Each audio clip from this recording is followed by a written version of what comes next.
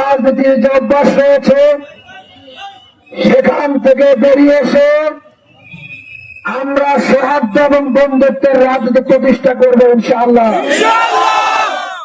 কেউ যদি পায়ে পা দিয়ে ঝগড়া করার চেষ্টা করে, পায়ে পা দেওয়ার পরে আমরা আমাদের সে ভাইটিকে বুকে জড়িয়ে নেব ইনশাআল্লাহ।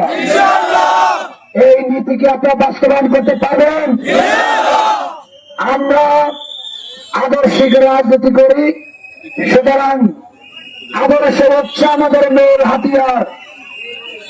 আর যারা আদর্শকে পছন্দ করে না, হুমকি দামকি, ভ্রষ্টার ছেড়া, ভ্রষ্টন ছেড়া, দায়পাল্লাকে ছুঁড়ে ফেলে দেওয়া, সেটি তাদের রাজনীতি। ঠিক কিনা?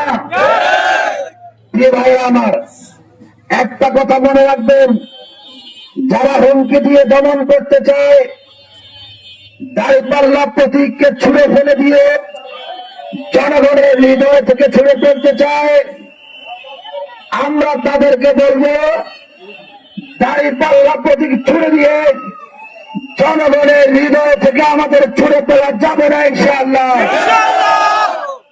আজকে লালমাই নাঙ্গলকোটে যে গণজোয়ার তৈরি হয়েছে, আগামী 12 ফেব্রুয়ারি জাতীয় সংসদ নির্বাচনের দিন দাঁড়িপাল্লা ইনশাআল্লাহ বিপুল ভোটে বিজয়